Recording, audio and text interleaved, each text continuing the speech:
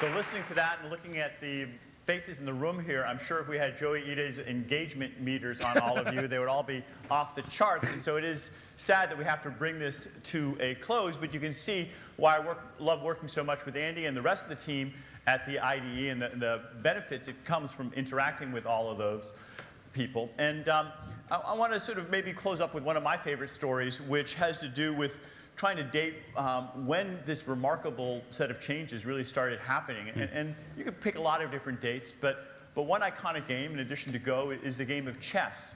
And as you guys may know, for the first time back in 1997, a machine beat a human in the game of chess. Garry Kasparov lost to Deep Blue. And because of the exponential progress and the other progress in software and other areas, computers have continued to get much, much better. At this point, it turns out that there's a chess program that you can run on a cell phone that will beat a human grandmaster.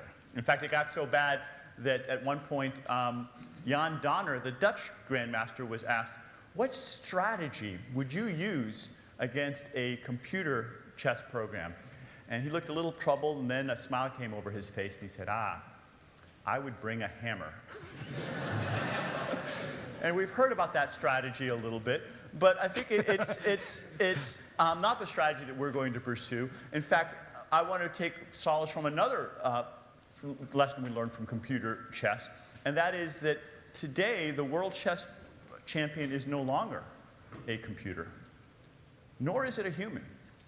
The best chess player is actually a team of humans and computers that play together. Garry Kasparov invented a new kind of chess after he lost to the computer. And the new kind of chess has the same basic rules, except that instead of it being either a human or a computer, he said, why don't we let the humans and computers work together as teams? Isn't that more natural?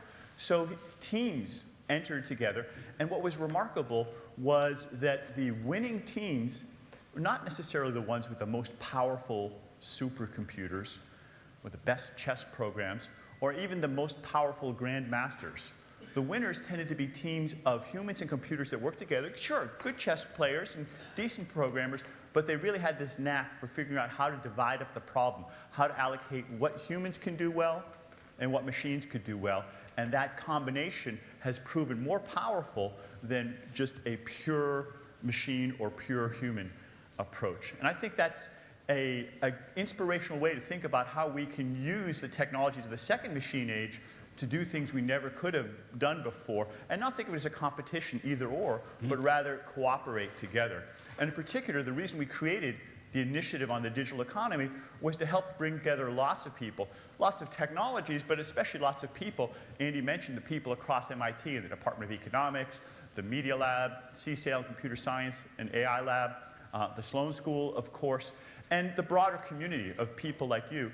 And the initiative on the digital economy convenes these different minds together and the technological resources that are available to try to address not just great research, but the other things that David mentioned.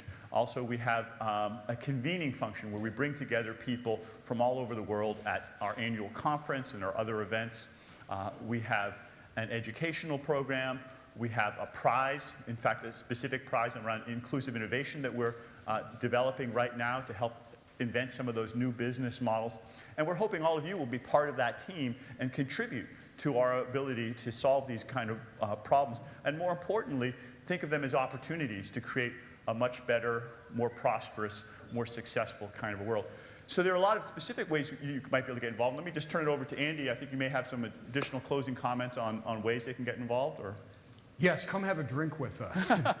As we say in America, it's beer o'clock. I think it's the weekend here. We'd love it if you'd come out and ring in the start of the weekend with us. Thank you all so much for coming. We appreciate it. Thanks very much.